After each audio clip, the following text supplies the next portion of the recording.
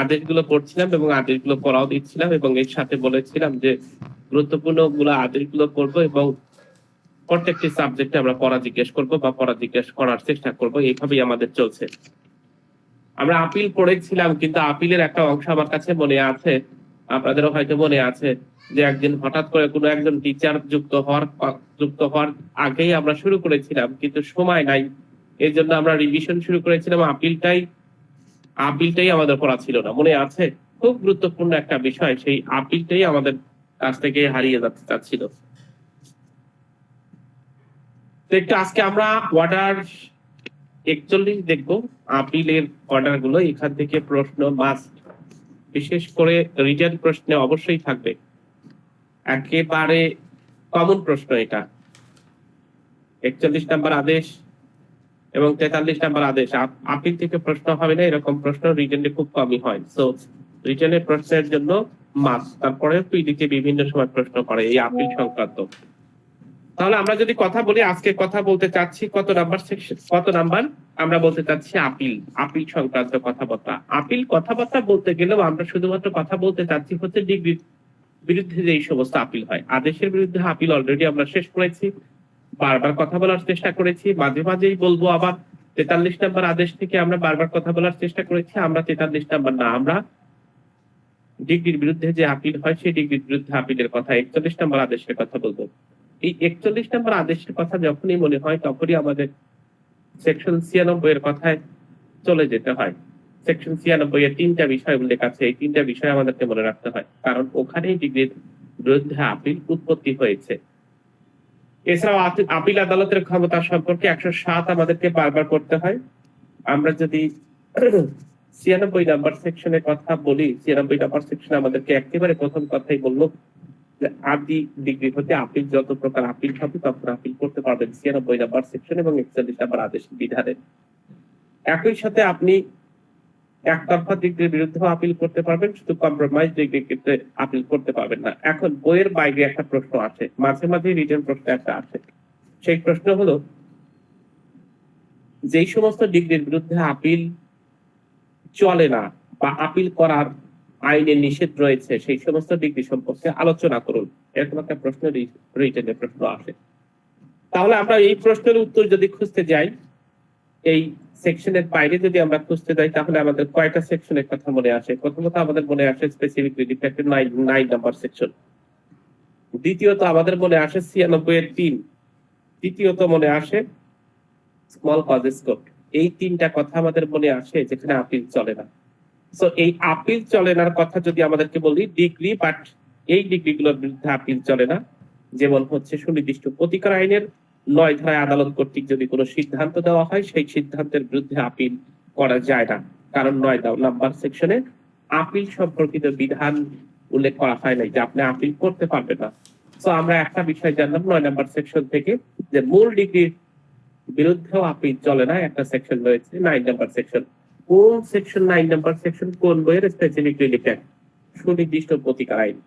আমাদের আরেকটা সেকশন ঠিক এখানেই, এই দেওয়ানি কার্যবিধির 96 নাম্বার সেকশনের 3-এ বলা আছে, যদি পক্ষগণের সম্মতিতে বা আপোষে, যেটাকে আমরা ইংলিশে বলছি কম্প্রোমাইজ ডিগ্রি হয়, সেই ক্ষেত্রে আপনি আপিল করতে পারবেন না। আদেশ 23-এর 3-এ এটা আমাদের বলা আছে যে কম্প্রোমাইজ ডিগ্রি যদি হয়, সেক্ষেত্রে কম্প্রোমাইজ ডিগ্রির বিরুদ্ধে আপনি আপিল করতে পারবেন না। এই কম্প্রোমাইজ ডিগ্রিটাকে আরেকটা বলা হয় সম্মতি সূচক ডিগ্রি, আরেক ভাবে বলা হয় সোলে ডিগ্রি। আপনাকে যেভাবেই বলুক না কেন আপনার উত্তর দিতে হবে সোলে ডিগ্রি কি, কম্প্রোমাইজ ডিগ্রি কি, অথবা আপোষ মূলে বা সম্মতি সূচক ডিগ্রিটা কি। এই সোলে নামা বা আপোষ নামা অথবা কম্প্রোমাইজ ডিগ্রি অথবা সম্মতি সূচক ডিগ্রি, এই ডিগ্রিটা 2টা সেকশনে আলোচনা করেছে। বারবার আমরা বলেছি, একটা হচ্ছে 89 এর ক অনুযায়ী যখন আরবিট্রেশন হয়, অর্থাৎ অল্টারনেটিভ ডিসপিউট রিসলিউশনের মাধ্যমে কোন পক্ষদের বিবাদ মীমাংসা হয়, সেইভাবে কম্প্রোমাইজ ডিগ্রি হতে পারে। এইটার একটা স্টেজ আছে, অর্থাৎ রিটেন স্টেটমেন্টের পরে সমন ইস্যু, তারপরে রিটেন স্টেটমেন্ট, এরপরেই আমাদের সম্মতি সূচক ডিগ্রিটা প্রদান করা হয়। আর আরেকটা জায়গায় আমাদের সম্মতি সূচক কম্প্রোমাইজ ডিগ্রি অথবা আমরা যে কথা বলছি সোলে ডিগ্রি, সেটা হচ্ছে গত 23-এর এই ডিগ্রিটা প্রদান করা হয়। সো আমাদের রিটেন প্রশ্নের যদি প্রশ্ন, আমরা কিন্তু আপিল করছি, আমরা পড়ছি আপিল করতে যেই প্রথমেই আমরা কথা বলতে গিয়েই আমি প্রথম আপিলেরও আবার তারপরে ভাগ করছি, সেটা হচ্ছে আপিলের অলরেডি আদেশের বিরুদ্ধে যেই সমস্ত আপিল হচ্ছে সেই সমস্ত আপিল আমরা জি। আওয়াল ভাই কিছু বলবেন? স্যার আসসালামু আলাইকুম। ওয়ালাইকুম আসসালাম, ভালো আছেন আপনি? আপনাকে অনেকদিন যারা দেখি না। স্যার আমার জুডিশিয়ারি পরীক্ষা চলতেছিল লিখিত, আপনি যেগুলা বলেছিলেন 95% কমন। আচ্ছা, আলহামদুলিল্লাহ, খুবই ভালো। পরীক্ষা কেমন হয়েছে? ভালো পরীক্ষা হচ্ছে তো? স্যার পরীক্ষা আজকে আল্লাহর রহম শেষ হলো। সিপিসি, সিআরপিসি, পেনাল কোড আপনি যেগুলো আলোচনা করেছিলেন মোটামুটি এগুলোই প্রশ্ন স্যার, এর বাইরে না। আলহামদুলিল্লাহ, আপনার ভালো একটা রেজাল্ট হোক, আমরা সবাই দোয়া করি। ফিয়ামানিল্লাহ। ওকে, আওয়াল ভাই একটু প্রুফে দিয়েন তো আমাদের সাবজেক্টগুলো একটু রিটেনের। আচ্ছা দিয়ে দিবনি। ওকে, সাবজেক্টগুলো দিয়েন দেখুন। সো আমাদের এই যে বিষয়গুলো আমরা আপিল সম্পর্কিত করছি, কিন্তু আপিল সংক্রান্ত কথা বলতে গিয়েও আমরা অলরেডি আলোচনা করেছি আদেশের বিরুদ্ধে আপিল, আমরা আলোচনা করে ফেলেছি 43 নম্বর আদেশ এবং 104 নম্বর সেকশন আলোচনা করে ফেলেছি। এখন আমরা 41 নম্বর আদেশ পড়ছি, যেটার সাথে কানেক্টেড উইথ 96 নম্বর সেকশন। এখন আমরা বারবার বলার চেষ্টা করছি, দেখেন একটা রিটেন প্রশ্নে মাঝে মাঝে আসে যে কোথায় কোথায় আপিল করা যায় না। আমি তিনটা সেকশনের কথা উল্লেখ করেছি যে এই তিনটা সেকশনে আপিল করা যায় না। আমাদের প্রথমেই স্পেসিফিক রিলিফ একটা 9 নাম্বার সেকশনে আপিল করা যায় না। নাম্বার 2 হচ্ছে যে কথা বললাম, 4টা নাম বলতে পারে: কম্প্রোমাইজ ডিগ্রি, সম্মতি সূচক ডিগ্রি, সোলে ডিগ্রি অথবা কম্প্রোমাইজ ডিগ্রি। এই ডিগ্রিগুলোর বিরুদ্ধে একটাই জিনিস, কিন্তু বিভিন্ন নামে বিভিন্ন সময় ডাকা হয়, এইটার বিরুদ্ধে কোনো আপিল চলে না, যেটা 96-3 বলা আছে। আর একটার বিরুদ্ধে আমাদের আপিল চলে না, সেটা হচ্ছে স্মল কজেস কোর্টের ডিগ্রির বিরুদ্ধে আপিল চলে না। এই তিনটার বিরুদ্ধে আপিল চলে না। আমাদের যদি এরকম প্রশ্ন কখনো আসে তাহলে উত্তর দিয়ে দিবেন এই তিনটা। সো আমরা 41 নম্বর আদেশ পড়তে গিয়ে আমরা প্রাথমিকভাবে আলোচনা করলাম যে কোথায় কোথায় আপিল চলে, কোথায় কোথায় আপিল চলে না। আমরা অলরেডি বলেছি যে দুইটা জায়গায় সকল প্রকার মূল মামলার অর্থাৎ ডিগ্রির বিরুদ্ধে আপনি কি করতে পারবেন? আপিল করতে পারবেন 96 নম্বর সেকশন 41 নম্বর বিধান অনুযায়ী। একই সাথে আমরা একতরফা ডিগ্রির বিরুদ্ধে আমরা আপিল করতে পারবো, তবে কম্প্রোমাইজ ডিগ্রির বিরুদ্ধে আপিল করতে পারবো না। 96 কথা শেষ এবং আমরা চলে যাব এখন 41 নম্বর আদেশে। আমরা 41 নম্বর আদেশে পড়েই আমরা পড়ার দিকে চলে যাব, আমাদের গত দিনের কি কি করা ছিল এবং সেই অনুযায়ী আপনারা পড়েছেন কিনা, সেখানে আপনাদের সক্ষমতা কতটুকু আছে আমরা একটু যাচাই করার চেষ্টা করব। শুধু আগে আপিলটা আমরা শেষ করি। গতকালকে আমরা দুইটা বিষয় আলোচনা করেছিলাম, attach before judgement, arrest before judgement, আর একটা বিষয় আলোচনা করেছিলাম ইনজাংশন। সো এই দুইটা বিষয়, তিনটা বিষয় নিয়েও আমরা প্রশ্ন করব। প্রত্যেকজন যারা যারা আসেন নাই তাদেরকে রিকোয়েস্ট রেখেছিলাম যে দ্রুত গতিতে আসা, যেন পড়া কোনোভাবেই আমাদের একেবারে এখন চলছে একেবারে সর্বশেষ প্রস্তুতি, অর্থাৎ আমরা ঈদের আগেই আমাদের নিজেদেরকে একেবারে আইনের দিকে সমৃদ্ধ করে তুলবো বলে আমরা আশাবাদী। সো এই সেকশন গুলোর যাওয়ার আগে আমাদের 96 নাম্বার সেকশন যারা পড়ে আমরা আপিলটা কিভাবে করবো, এইটাতে আমাদের চলে যেতে হবে হচ্ছে 41 নাম্বার আদেশে। দেখেন, আরো কথা যদি বলতে যাই, কথা বলার আপিলের কথা শুধুমাত্র সারাদিন যদি আপিলের কথাই বলা যায়, আপিলের কথা শেষ হবে না। এখন আপিলটা কি, যদি আমরা এই কথাটা বলার চেষ্টা করি যে আপিলটা কি, আপিলের সংজ্ঞা চাই, অনেক সময় আপিল কি এরকম সংজ্ঞা চাইতে পারে। আপিল হলো উচ্চ আদালত কর্তৃক নিম্ন আদালতের যে সিদ্ধান্ত সেটা পর্যালোচনা করা, এক কথা। নিম্ন আদালত কর্তৃক কোনো ডিগ্রির উচ্চ আদালত যদি কখনো সিদ্ধান্তটাকে পর্যালোচনা করে তখন সেটাকে আপিল করবো। অর্থাৎ আপিল হলো সংক্ষুব্ধ ব্যক্তি কর্তৃক আদালতে দাখিলকৃত একটা আবেদন থাকবে, সেই আবেদনে আদালত কোনো সিদ্ধান্ত বাতিল, পরিবর্তন, সংশোধন করতে পারে। এইভাবে আপনিও বলতে পারেন। তো আমাদের আপিলের কথা বলতে গেলে আরো ভাবে যদি আমরা বলি, 5 কোটি টাকার মূল্যবান পর্যন্ত, সর্বোচ্চ 5 কোটি টাকার মূল্যবান পর্যন্ত আমাদের 5 কোটি টাকা বা তার চেয়ে কম, শব্দটা এইভাবে বলা আছে, 5 কোটি টাকা বা তার চেয়ে কম জেলা জজে আপিল করতে পারবেন 30 দিনের মধ্যে, সেটা ডিগ্রি হোক আর আদেশের বিরুদ্ধে হোক, যেটাই হোক না কেন। আর হাইকোর্ট ডিভিশনে যদি আবেদন করতে চান 5 কোটি 1 থেকে শুরু করে আনলিমিট পর্যন্ত 90 দিনের মধ্যে হাইকোর্ট ডিভিশনে আপনি আবেদন করতে পারবেন।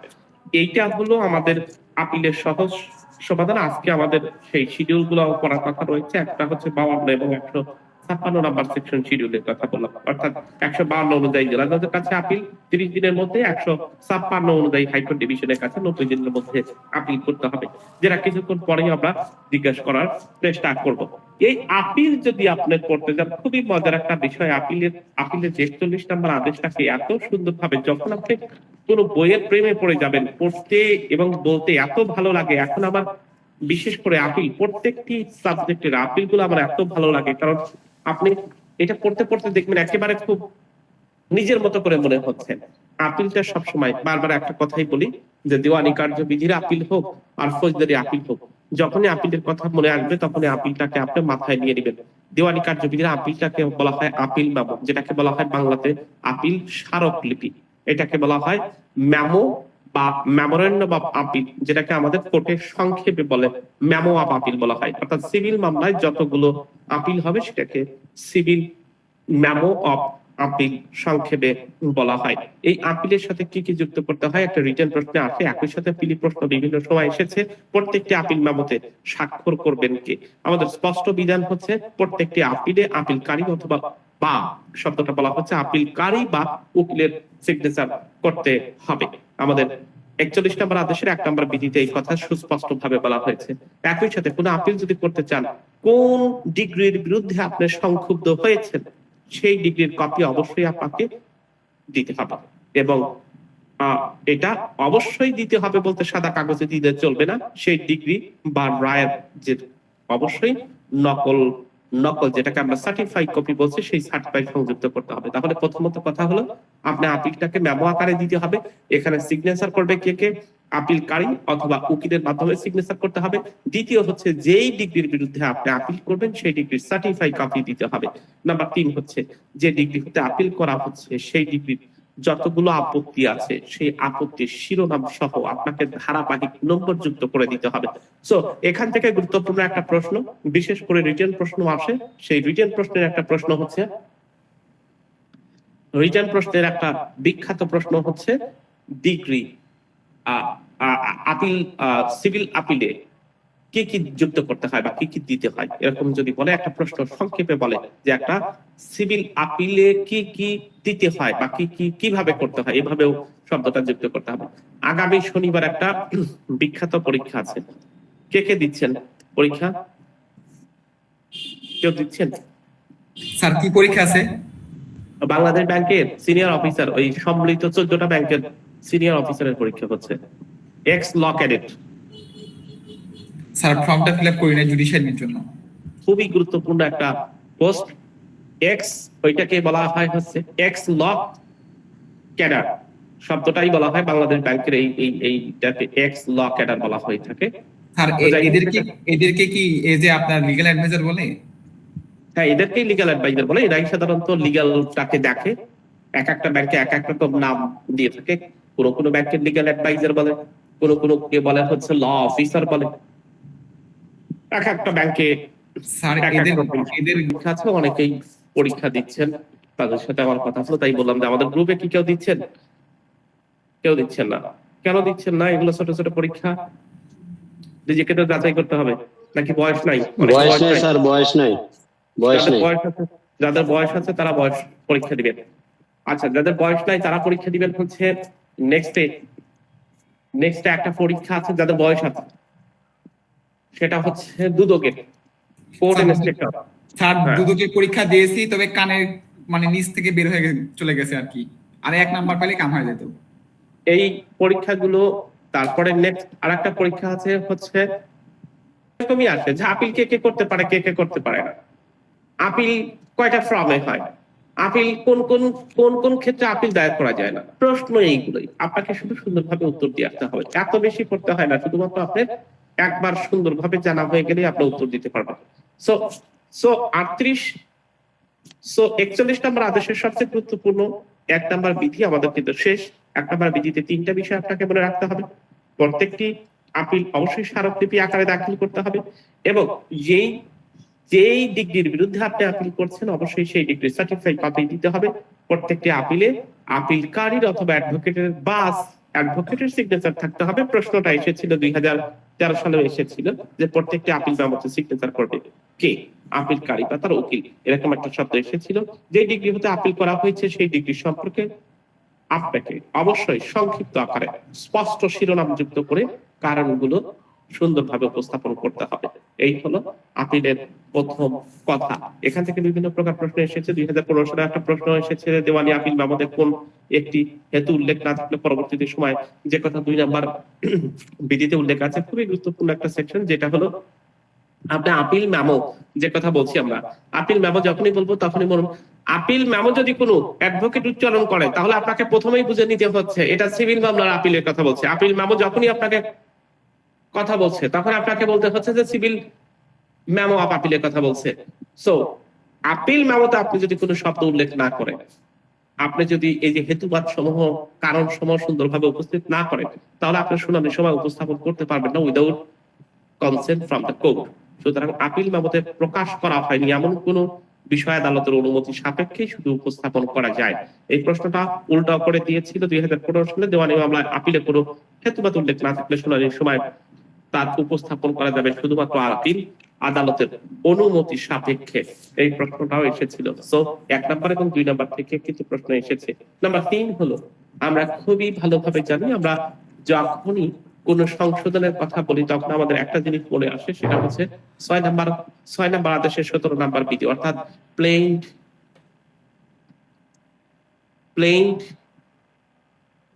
এবং রিটেন স্টেটমেন্ট, এটা সংশোধনের কথা আমাদের বলবো। অর্থাৎ প্লিডিংটা সংশোধনের কথা, প্লেইন এবং রিটেন স্টেটমেন্ট, বাদীর আর্জি এবং বিবাদের লিখিত জবাব সংশোধনের কথা আমাদের মনে আসলেই 6 নম্বর আদেশের 17 নম্বর বিধির কথা মনে আসে। কিন্তু আপিল মেমোতে সংশোধনের বিধান কোথায় আছে, এরকম যদি কথা বলা হয় তাহলে আপনার কোনো আপিলে আপনি ভুল করেছেন, আপনি অ্যাডভোকেট হিসেবে কোথায় করবেন, কিভাবে করবেন, সেই ক্ষেত্রে আপনাকে পাওয়ার দেওয়া হয়েছে 41 নম্বর আদেশের 3 নম্বর বিধি ভিত্তিতে। অর্থাৎ স্মারকলিপিতে কোথাও যদি সংশোধন বা প্রত্যাখ্যানের প্রয়োজন হয় আপনি করতে পারবেন কততে, ওই 41 নম্বর আদেশের 3 নম্বর বিধি থেকে। এখান থেকে প্রশ্ন এসেছিল।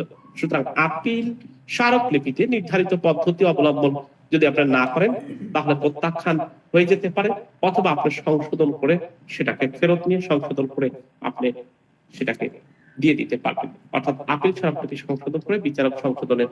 তবে অবশ্যই যে কোনো সংশোধন হলে আমরা দেখেন কিন্তু যে কোনো বিষয় যদি আপনি লেখেন বা যে কোনো বিষয় যদি আপনি পড়েন তাহলে কাউন্টার সিগনেচারের প্রয়োজন হয়।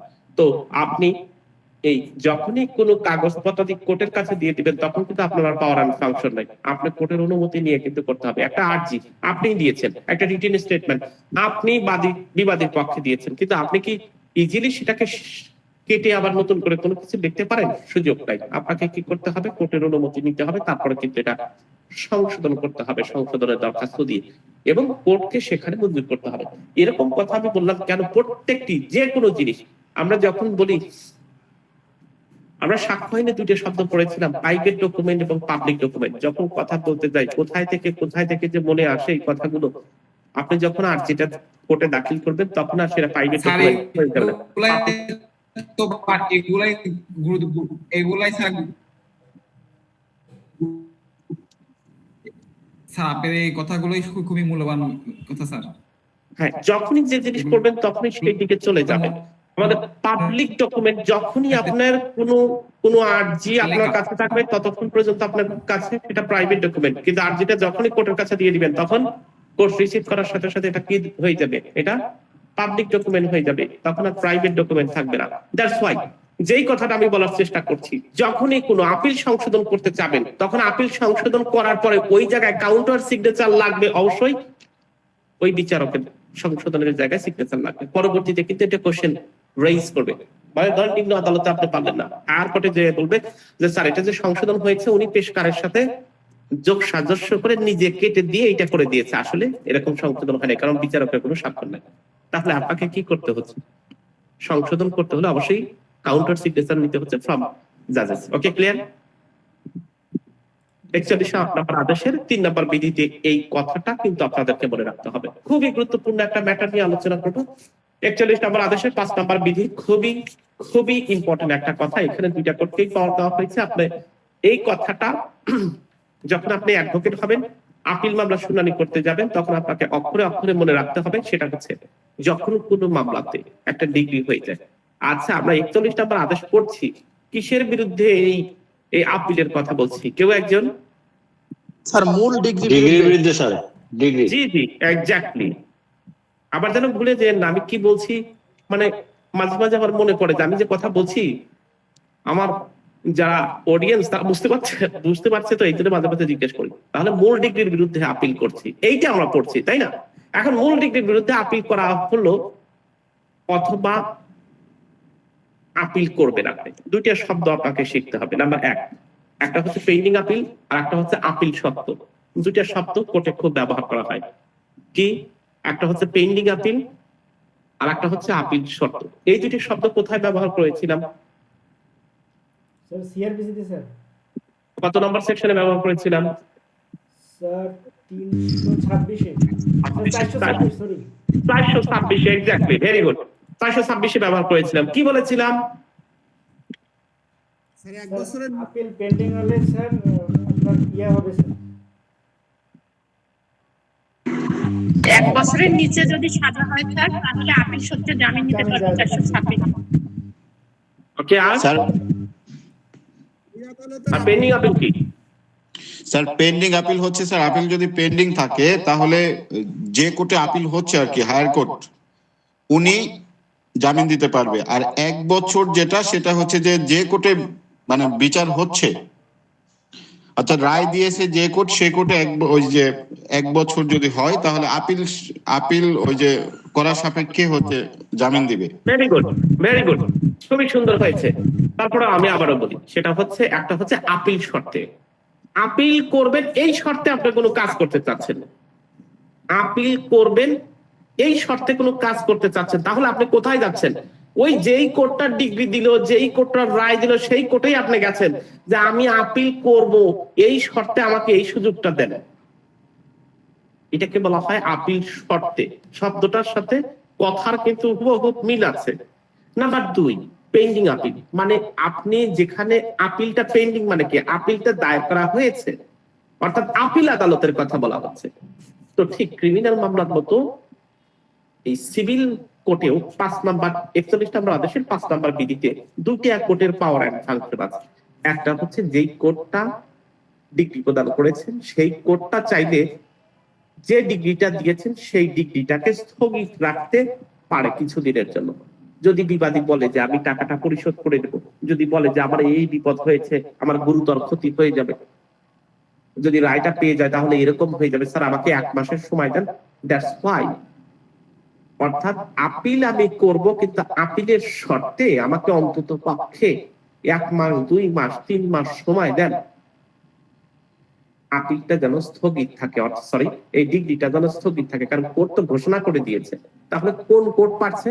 যেই কোর্ট ডিগ্রি দিয়েছে সেই কোর্টটাই কিন্তু যেই ডিগ্রিটা আছে সেটাকে স্থগিত করতে পারে। দ্বিতীয় কথা হচ্ছে যেটাকে পেন্ডিং এর কথা বলছি, অর্থাৎ আপনি হায়ার কোর্টে গিয়েছেন, হায়ার কোর্টে যে বলছেন যে স্যার নিম্ন আদালত একটা ডিগ্রি দিয়েছে, যদি আপনি স্থগিত না করেন তাহলে এটা তো কার্যকর থাকবে, চলমান থাকবে, তাহলে তো বিপদ হয়ে যেতে পারে স্যার। তাহলে আপনি একটা অর্ডার দেন, নিম্ন আদালত যে ডিগ্রিটা দিয়েছে সেই ডিগ্রিটা যেন স্থগিত থাকবে। এই 5 নাম্বার বিধিতে বলা হয়েছে কোন কোর্ট, এই দুটা কোর্ট যদি কোন কোর্ট যদি ডিগ্রিটাকে স্থগিত না করে থাকে, যে ডিগ্রিটা হয়েছে সেই ডিগ্রিটাকে স্থগিত না করে থাকে, তাহলে অটোমেশন কোনো সিস্টেম নাই যে আপনি আপিল করলেই সাথে সাথে নিম্ন আদালতের ডিগ্রিটা স্থগিত হবে, এরকম কোনো বিধান নাই। স্থগিত আপনাকে করতে হবে। ওই অর্থাৎ ওই মিনিট, কি নাম, গ্রামীণ ফোনের মিনিট এবং ইন্টারনেট কেনার মতো না, অটো রিনিউয়াল সিস্টেম না যে আপনি এই মাসে এই দিনে কিনছেন আবার পরের মাসে ওই সময় অটো রিনিউয়াল হয়ে যাবে, এরকম সিস্টেম নাই। অটো রিনিউয়াল সিস্টেম নাই, আপনাকে কি করতে হবে? স্থগিতের আদেশ পাইতে হবে, তা না হলে নিম্ন আদালতের যে অর্ডারটা আছে, যে ডিগ্রিটা আছে সেটা চলমান থাকবে। ক্লিয়ার? জি স্যার। খুবই ইম্পর্টেন্ট একটা বিষয়, খুবই কাজ করে, কোর্ট কাছারিতে খুবই বেশি কাজ করে। এখান থেকেও প্রশ্ন এসেছিল যে আপিল যোগ্য ডিগ্রির বিরুদ্ধে আপিল দায়েরের পূর্বেই উক্ত ডিগ্রি স্থগিতের দরখাস্ত কোন আদালতে দাখিল করা যাবে? প্রচারকারী অর্থাৎ যে আদালতটা ডিগ্রি দিয়েছে সেই আদালতটাই করতে পারে। 2013 সালে এই প্রশ্নটা এসেছিল। তাহলে দেখছেন প্রত্যেকটি বিধি থেকে প্রশ্ন হচ্ছে, যেই কথা বলছি সেখান থেকে প্রত্যেকটি ভাবে প্রশ্ন হচ্ছে। আবার রিটেনের প্রশ্ন যদি একবার খুলে দেখেন এখান থেকে কি পরিমাণ প্রশ্ন হয়েছে আপনারা দেখলে বুঝতে পারবেন যে রিটেনে কি পরিমাণ প্রশ্ন, জুডিশিয়ারিতে, বার কাউন্সিলে, বিভিন্ন প্রতিযোগিতামূলক পরীক্ষাতে একেবারে প্রচুর পরিমাণ প্রশ্ন এখান থেকে হয়েছে। এখন আপিল যদি মঞ্জুর হয়ে গেল, এতক্ষণ তো একটা কথা বললাম, আপিল যদি মঞ্জুর হয়ে যায় তখন করণীয় কি? অর্থাৎ আপনাকে নিম্ন আদালতের নোটিশ না দিয়ে আপিল খারিজের, আমি যখনই কোনো মামলা দায়ের করা হয়, দায়ের করার পরে সমন দেওয়া হয় হচ্ছে মূল মামলার ক্ষেত্রে। একটা জিনিসের পার্থক্য দিতে, সেটা হচ্ছে মূল মামলার ক্ষেত্রে সমন ইস্যু করা হয়, আপিল, রিভিশন এগুলোর ক্ষেত্রে কি সমন দেওয়া হয় নাকি দেওয়া হয়? স্যার আপিলের ক্ষেত্রেও দেওয়া স্যার। সমন দেওয়া হয়? জি স্যার। নোটিশ দেওয়া হয় স্যার, নোটিশ। Notice, exactly. আচ্ছা আচ্ছা। খুবই সুন্দর বলেছেন, পার্থক্য এটাই, ওইটাকে সমন বলা হয়। আর আপিল আদালত স্যার সমতা হয় না, সমতা হয় মূল মামলার ক্ষেত্রে। আর আপিল, রিভিশন এগুলো যখনই করবেন তখন নোটিশ দেওয়া হবে যে আপনার বিরুদ্ধে একই রকম বিষয়, একই রকম কথা, কিন্তু আমাদের এই জায়গায় সমন ব্যবহার করা হয়নি। একই কাজ, ওই যে অপর পক্ষকে জানানো, সাথে আপিলের কাগজটা দিয়ে দেওয়া, সেম টু সেম কাজ, বাট নামটা একটু ভিন্ন। তাহলে দুইটা নাম আমরা একটু জেনে নিলাম। সেই ক্ষেত্রে ওই যে নিম্ন আদালতে নোটিশ না দিয়েই আপিলটাকে খারিজ করার ক্ষমতা কোর্টের রয়েছে, এই প্রশ্নটা আসে 11 নম্বর বিধি অনুযায়ী। দেখবেন যে আপিল আদালত যদি উপযুক্ত মনে করেন যে নথি তলব করার পর আপিলকারী বা তার আইনজীবীর বক্তব্য শ্রবণ করতে পারেন, অর্থাৎ যদি কোর্টের কাছে মনে হয় যে না আসলে যে আপিল করেছে সে আপিল চলে না বা চলার মতো না, উনি নোটিশ না দিয়েই কি করতে পারে, আপিলটাকে খারিজ করে দেওয়ার ক্ষমতা রাখে। তবে তবে আপিল খারিজ হলে সেটা তো হইলেই, আর খারিজ হয়ে গেলে তখন আপনাকে কি করতে হবে, আপিল খারিজ হয়েছে এই মর্মে প্রদানকারী আদালতকে নোটিশ প্রদান করবে। এই 11 নম্বর বিধি থেকে একটা প্রশ্ন হয়। কি ধরনের প্রশ্ন হয়? যে নোটিশ না দিয়ে কি মোকদ্দমা আপিল খারিজ করা যায় কিনা, কত নম্বর আদেশের কত নম্বর বিধিতে উল্লেখ আছে, এরকম একটা প্রশ্ন হইতে পারে। আপিল শুনানির দিন কি হবে? অবশ্যই আপিল শুনানির দিন উপস্থিত হওয়ার পরেই আপনাকে কি করতে হবে, যথেষ্ট সময় দিয়ে আদালতে শুনানির দিন ধার্য করবে। তাহলে আপনাকে উপস্থিত না হয়ে শুনানি করার সুযোগ দিবে। এখানেও কিন্তু সেই মুলতবির একটা বিষয় আছে, 12 ক একটা সেকশন বিধি আছে। আপনি আপিল করেছেন, সেই আপিল সর্বোচ্চ 3 বার পর্যন্ত আপনি কি করতে পারবেন, আপিলটাকে মঞ্জুর করতে পারবেন, তার বেশি আপনি সময় নিতে পারবেন না। যখনই কোনো মামলাতে দেখছেন যে 3 বারে বেশি হয়েছে, তখন আপনি কোর্টের কাছ থেকে অপোজিট পক্ষের জন্য কম্পেনসেশন চাবেন, অর্থাৎ জরিমানা চাইতে পারেন। সেক্ষেত্রে এটার পরিমাণ কত, এই ধরনের প্রশ্ন আসে। যদি আপিল আদালতে উপস্থিত না হয়, এই যে 3টা বার যদি উপস্থিত না হয়, তাহলে জরিমানার পরিমাণ কত? সেক্ষেত্রে 2 থেকে 1000 টাকা, 200 থেকে 1000 টাকা পর্যন্ত নির্দেশ দিতে পারে। এক্ষেত্রেও আমাদের একটা প্রশ্ন আসে, সেটা হচ্ছে আপিল খরচ দিতে যদি ব্যর্থ হয় সেক্ষেত্রে কি হবে? আপিলটাকে খারিজ করে দিবে। আবার প্রতিবাদী যদি খরচ দিতে ব্যর্থ হয় তাহলে একতরফা হবে। আমরা তো জানি যে, আমি বারবার বলার চেষ্টা করেছি একটা কথা আপনাদেরকে, যে যেই ব্যক্তি মামলা করেছে সেই ব্যক্তির শাস্তি চেয়ে সেই মামলাটাকে খারিজ করে দেওয়া, তার যদি অপরাধ হয়। আর যিনি বিবাদী, তার অপরাধ কি হয়, তার বিরুদ্ধে একতরফা করে দেয়। হিসাবটা এরকম মনে রাখবেন, দ্যাটস ওকে, আর কিছু ওকে মনে না রাখলেও হবে। এখন আমাদের অনুপস্থিতিতে যেমন 9 নম্বর আদেশের বিভিন্ন রকম ব্যাপার স্যাপার আছে। ওই অ্যাপিয়ারেন্স অফ দ্য পার্টির কথা আমরা বারবার বলেছি, যে কখন কোথায় কিভাবে উপস্থিত হলে কখনো একতরফা হয় আপিলটাকে খারিজ করে দেয়, ঠিক একইভাবে আপিল আদালতের এই ক্ষমতাগুলো রয়েছে। সেটা হচ্ছে আপিল আদালত কর্তৃক যে আদালতের ডিগ্রি হতে আপিল হয়েছে সে আদালতের নোটিশ অর্থাৎ 11 অনুযায়ী যদি আপিল খারিজ না করা হয় তাহলে আপনাকে কি করতে হবে, আপিলের জন্য নোটিশ প্রদান করতে হবে। এবং আপিল পরিচালনার ক্ষেত্রে যে কথা আমাদের সবচেয়ে গুরুত্বপূর্ণ, আপিল অনুপস্থিত হলে আপিলটা খারিজ হয়ে যায় কত নাম্বার বিধিতে, এই প্রশ্নটা আসে, সেটা হচ্ছে 17 নাম্বার বিধি। খুব ইম্পর্টেন্ট একটা বিধি, 17 নাম্বার বিধি। যদি আপিলকারী অনুপস্থিত থাকে তাহলে কিন্তু আপিলটা খারিজ হয়ে যায়। এই যে বিভিন্ন কথা বলছি অনুপস্থিতির কথা, যেমন 11 নাম্বার বিধির কথা বললাম, আপিল শুনানির দিন ধার্য করা হয়েছে সেই সময় আসেন নাই। আবার 15 নাম্বার বিধির কথা বললাম হচ্ছে আপিল পরিচালনা করার সময় আসেন নাই। আবার 17 নাম্বারের কথা বলছি যে আপিলকারী অনুপস্থিত আছে।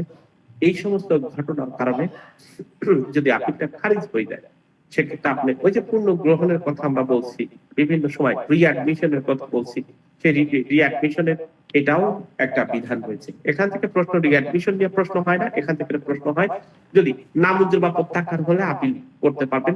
যদি অনুপস্থিত কারণে যদি আপনাকে এই খারিজ করে দেওয়া হয় এবং খারিজের পরে যদি আপনি নতুন করে অ্যাডমিশনের কথা বলেন সেক্ষেত্রে নামঞ্জুর করলে আপনি আপিল করতে পারবেন। এটা আপিলযোগ্য আদেশ, দ্যাটস ওয়াই আপনি আপিল করতে পারবেন 43 নম্বর আদেশ অনুযায়ী। একই সাথে যদি মঞ্জুর পায় তাহলে আপনি অপরপক্ষ সংক্ষুব্ধ হওয়ার কারণে আপনি কি করতে পারবেন, রিভিশন করতে পারবেন। এখান থেকে এই প্রশ্নগুলোই সবচেয়ে বেশি আসে। আরো বেশ কিছু ইম্পর্টেন্ট বিধান আছে, কিন্তু আমাদের এইগুলোর সবচেয়ে বেশি আসে হচ্ছে এগুলো। তবে যেই জায়গায় প্রশ্ন হয়, রিটার্ন প্রশ্ন হয়, এখন পর্যন্ত পিডিতে আমি এই ধরনের প্রশ্ন পাইনি, তবে রিটার্ন প্রশ্ন হচ্ছে আপিল আদালতের ক্ষমতা কি, power of court of appeal, appeal আদালতের ক্ষমতা কোথায় আলোচনা করা হয়েছে অলরেডি 107 নম্বর সেকশন আমরা পড়েছি। তারপরে 33 নম্বর বিধিটা খুব ইম্পর্টেন্ট, সেটা হচ্ছে আপিল আদালতের ক্ষমতাটা কি কি ক্ষমতা ইউজ করতে পারে সেই সংক্রান্ত একটা বিধান লেখা আছে। সো বিভিন্ন প্রকারে আপিলের কথা আমরা বলার চেষ্টা করেছি। এখান থেকে এই প্রশ্নগুলো যতগুলো বলার চেষ্টা করেছি এখান থেকে এই ধরনের প্রশ্নই সবচেয়ে বেশি আসে। আমরা একটু প্র্যাকটিসের কথা যদি বলি, আমরা এই আপিলের কথা যদি আমরা বলার চেষ্টা করি, আমাদের প্রথম আসছে হচ্ছে আদি এখতিয়ার সম্পূর্ণ ডিগ্রির বিরুদ্ধে আপিল কত নাম্বার সেকশনে করা হয়। আমাদের 96 নাম্বার সেকশনে করা হয়, অলরেডি আমরা আলোচনা করেছি। আর যদি বলে আদেশ কত নাম্বার অনুযায়ী হয় তাহলে আমাদের 41 নাম্বার আদেশের কথা বলতে হবে। যদি আমাদেরকে বলে আদি এখতিয়ার প্রয়োগকারী আদালত কর্তৃক প্রত্যেকটি ডিগ্রির বিরুদ্ধে আপিল শ্রবণ ক্ষমতা সম্পূর্ণ আদালতে আপিল দায়ের করতে হবে, কোথায় কত নাম্বার সেকশনে আলোচনা করা হয়েছে। একইভাবে যদি বলে 96 1 2 3 এরকম যদি বলে তাহলে আপনাকে 96 এর ক নাম্বার সেকশন বা 96 1 এর কথা উল্লেখ করতে হবে। আমাদের আরেকটা প্রশ্ন ওইভাবে ইংলিশেই বলে an appeal shall be live from every degree passed by any court or exercising the original jurisdiction to the court of authorization to hear an appeal from। এই কথাটা প্রশ্ন ইংরেজিতে পড়ে, সেটার কথা ওই একই কথা 96 1 অনুযায়ী করা হয়। এই প্রশ্নটাও আসে। আরেকটা প্রশ্ন আসে ইংলিশে, সেটা হচ্ছে an appeal may be live from an original degree passes at expertise ডিগ্রির বিরুদ্ধেও আপিল হয়। ইংলিশে এই কথা বলতে পারে an appeal shall be live from every degree passes by the court, original degree passes and expertise যদি কথা বলে সেক্ষেত্রে আমাদের কিন্তু 96 কত নাম্বার 96 2 এর কথা বলতে হবে। যদি কম্প্রোমাইজ ডিগ্রির কথা বলে তাহলে 96 3 এর কথা বলতে হবে। আর আদি এখতিয়ার প্রয়োগকারী আদালত কর্তৃক আর্জি নাকল বা প্রত্যাখ্যানের বিরুদ্ধে আপনার যদি এরকম হয় তাহলে আপনার করণীয় কি, আপিল করতে পারবেন, এ কথাও আমরা বলেছি। আমাদের ইম্পর্টেন্ট কথা হচ্ছে প্রত্যেকটি আপিল দায়ের করতে হবে কিভাবে, অবশ্যই আপিলের স্মারকলিপির মাধ্যমে দায়ের করতে হবে। এই ধরনের প্রশ্ন আসতে পারে, আপিল দায়েরের ক্ষেত্রে স্মারকলিপি কার কার স্বাক্ষরিত হবে, প্রশ্নটা অলরেডি এসেছে। আপিলকারী বা তার উকিলের মাধ্যমে করতে হবে। আপিল স্মারকলিপির সাথে কি কি জমা দিতে হবে, এরকম প্রশ্ন যদি থাকে তাহলে আপনাকে বলতে হবে ওকালতনামা জমা দিতে হবে, আপিল যেই ডিগ্রির বিরুদ্ধে হয়েছে সেই ডিগ্রির সার্টিফাইড কপি দিতে হবে, তারপরে অবশ্যই আদালতে ভিন্ন কিছু না থাকলে ওই রায় কপি দিতে হবে। এইগুলো কিন্তু আপিলের সময় আপনাকে দিতে হবে। স্মারকলিপিতে কি উল্লেখ থাকবে, এরকম যদি কথা বলা হয়ে থাকে যুক্তি তর্ক অবশ্যই কারণগুলোকে আপনাকে আপিলের দিকের আপত্তি সহ উল্লেখ করতে হবে। আমাদের আরেকটা প্রশ্ন আসার সম্ভাবনা এখান থেকে, দেওয়ানি কার্যবিধির কত নম্বর আদেশের কত নম্বর বিধি অনুযায়ী আপিল আদালত আপিল স্মারকলিপি প্রত্যাখ্যান করতে পারে, রিজেকশন করতে পারে অথবা অ্যামেন্ডমেন্ট করতে পারে, আপিল এরকম যদি বলে, কিছুক্ষণ আগেই বলেছি 41 নম্বর আদেশের 3 নম্বর বিধি থেকে যে অ্যামেন্ডমেন্ট করতে পারে, রিজেকশন করতে পারে এমনকি অ্যামেন্ডমেন্ট করতে পারে আপিলটা? এই প্রশ্নটাও আসার সম্ভাবনা খুবই বেশি। আপিল নামে কখন সংশোধন করা যায় এরকম যদি বলে 20 দিন, 30 দিন, 25 দিন, আসলে এরকম কোনো কিছু না। আদালত কর্তৃক নির্ধারিত সময়, কোনো সময়ের কথা উল্লেখ নাই। সুতরাং আপনাকে যদি বলে আপিল নামক সংশোধনের কতদিনের মধ্যে করতে হবে, আপনার উত্তর হচ্ছে আদালত কর্তৃক নির্ধারিত সময়। এখানে 21 দিন, 20 দিন, 25 দিন, 22 দিন কোনো কথা উল্লেখ নাই। তো এই প্রশ্নগুলোই সবচেয়ে বেশি বিভিন্ন সময় আসছে। আর একটা প্রশ্ন আসে, সেটা হচ্ছে দেওয়ানি কার্যবিধি কত অধীনে আপিলযোগ্য ডিগ্রির বিরুদ্ধে আপিল দায়েরের পূর্বে ডিগ্রি স্থগিত করার জন্য আপনি দায়ের করতে পারবেন। যে কথা বলছি যে পেন্ডিং আপিল অটোমেটিকলি কখনো স্থগিত হয় না, সেটা হচ্ছে 41 নম্বর আদেশের 5 নম্বর বিধির 2 উপবিধিতে আলোচনা করা হয়েছে। এই কথাটা আমরা কিছুক্ষণ আগে বলার চেষ্টা করেছি। আপিলযোগ্য ডিগ্রির বিরুদ্ধে আপিল করা হলে যথেষ্ট কারণ, অর্থাৎ আপিলের যেটাকে আমরা পেন্ডিং আপিলের কথা বলছি, স্থগিত করতে পারে কত নম্বরে, সেটা ওই একই কথা 41 নম্বর আদেশের 5 নম্বর বিধিতে আলোচনা করা হয়েছে। আমরা আরেকটা কথা বিভিন্ন জায়গায় পাই, ডিগ্রির বিরুদ্ধে আপিল করা হলে, ডিগ্রির বিরুদ্ধে আপিল করা হলে উক্ত ডিগ্রি জারি আপনি স্থগিত হয়ে যায়। কথাটি সত্য নাকি মিথ্যা? কথাটা মিথ্যা, কারণ হচ্ছে আপনি কখনো স্থগিত হয় না। আমরা যেই সমস্ত কথাগুলো বলছি অধিকাংশ কথাই বিভিন্ন সময় চলে এসেছে। আর একটা আসে, সেটা হচ্ছে দেওয়ানি কার্যবিধি 41 নম্বর আদেশের 10 নম্বর বিধি অনুযায়ী আপিল আদালতের নির্দেশ অনুযায়ী আপিলকারী আপিল আদালতের খরচের জন্য জামানত প্রদানে ব্যর্থ হলে আপিলটা কি হয়ে যাবে? আপিলটা প্রত্যাখ্যান হয়ে যাবে, অর্থাৎ 41 নম্বর আদেশের 10 নম্বর বিধি অনুযায়ী হয়ে যাবে। মুলতবির কথা আমরা বলেছি, মুলতবি হচ্ছে 41 নম্বর আদেশের 12(1) কথা বলেছি। মুলতবির ক্ষেত্রে আপনি সর্বোচ্চ 3 বার পাবেন, কোনো খরচ খান্তি দেওয়ার প্রয়োজন নাই। তবে 3 বারের বেশি হলে আপনাকে খরচ দিয়ে তারপরে করতে হবে। সেক্ষেত্রে খরচের পরিমাণ কত, এরকম প্রশ্ন আসতে পারে। 200 থেকে 1000 টাকা পর্যন্ত খরচের আদেশ দিতে পারে। আপিল কোন পক্ষের অনুরোধে আপিল আদালত শুনানি নিমিত্তে খরচ ছাড়া সর্বোচ্চ কতবার আপিলটি মুলতবির আবেদন মঞ্জুর করতে পারে? এই ধরনের প্রশ্ন আসার সম্ভাবনা খুবই বেশি। 3 বার পর্যন্ত করতে পারে। সর্বনিম্ন জরিমানার পরিমাণ কত? সর্বনিম্ন 200, সর্বোচ্চ 1000 টাকার কথা বলা হয়েছে। এরকম প্রশ্ন আসতে পারে। আমাদের আরো কিছু প্রশ্ন আসে, সেটা হচ্ছে ডিসমিস অফ আপিল। কখন আপিলটাকে ডিসমিস হয়? কয়েকটা কারণের কথা আমরা স্পেসিফিকলি উল্লেখ করেছি। কি কি উল্লেখ করেছি? আপিল যদি উপস্থিত না হয়, জাস্ট আ মিনিট,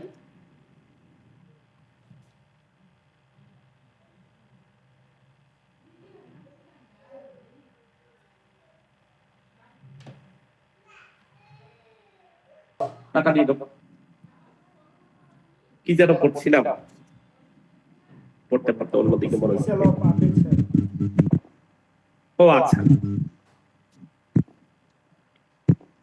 যে কথা বলছি যে খারিজ কোন কোন কারণে, সেখান থেকে প্রশ্নের কথা বলছি। অর্ডার দিছি এখন থেকে আপনাদেরকে পড়ানোর শুরুর সময় অর্ডার দিছি, ওই যে মঙ্গলবারে KFC তে 1000 টাকায় 1000 টাকায় ফ্যামিলি প্যাকেজ একটা পাওয়া যায়। এই যে আপিলটাকে আমরা যে কথা বলছি, যে আপিলটাও কিন্তু ডিসমিস হয়, যে কথা আমরা অলরেডি 17 নম্বর বিধিতে আলোচনা করেছি। কোন কোন ক্ষেত্রে? ওই যে 11তে, ওই যে 12তে, ওই যে 15তে, 17তে যদি আপিলকারী ব্যর্থ হন, আপিলকারী ব্যর্থতার কারণে খারিজের আদেশ দিতে পারে। আমাদের এই ধরনের প্রশ্ন যদি আসে, সেক্ষেত্রে 19 নম্বর বিধিটা খুবই ইম্পর্টেন্ট। যে কথা আমরা বলছি 19 নম্বর বিধি 30 দিনের মধ্যে আপিলটা পূর্ণ গ্রহণ বা পূর্ণ উদ্ধারের জন্য আবেদন করতে হবে। কত দিনের মধ্যে? এই প্রশ্নটা আসে কত দিনের মধ্যে? 30 দিনের মধ্যে। সময়সীমা দেওয়া হয়েছে 30 দিন। অর্থাৎ may appeal for the admission or restoration for appeal within 30 days, 30 দিনের মধ্যে আপনাকে করতে হবে।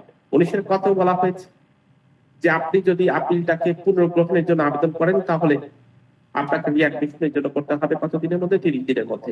তবে যদি সেই 30 দিনের মধ্যে করে এবং আপিলটা যদি রিঅ্যাডমিশন করা না হয়, তাহলে আপনার প্রতিকার হচ্ছে রিভিশন করতে পারবেন। খুবই গুরুত্বপূর্ণ একটা বিষয়। আমাদের এই যে 30 দিনের কথা বললাম, কোথায় বলা আছে? এই ধরনের প্রশ্ন যদি থাকে তাহলে 138 নম্বর অনুচ্ছেদে বলা হয়েছে readmission or restoration of the appeal. কত নম্বর অনুচ্ছেদে বলা হয়েছে? অনুচ্ছেদ নিয়ে প্রশ্ন হওয়ার সম্ভাবনা রয়েছে। আমি বললাম না যে আপিল সংক্রান্ত কথা বলতে বলতে আপিল সারাদিন বলা যাবে, আপিলের এত পরিমাণ কথাবার্তা আছে। তবু আমাদের যতটুকু হয় ততটুকু পর্যন্ত আমার মনে হয় যে আরো কথা বলা দরকার। তারপরে আপিল সংক্রান্ত কথাবার্তা শেষ। আমাদের পাওয়ার অ্যান্ড ফাংশন আছে আপিল। পাওয়ার অ্যান্ড ফাংশন সম্পর্কে আমরা অন্য একটা সময় কথা বলবো পাওয়ার অ্যান্ড ফাংশন নিয়ে। আমাদের এখন মূল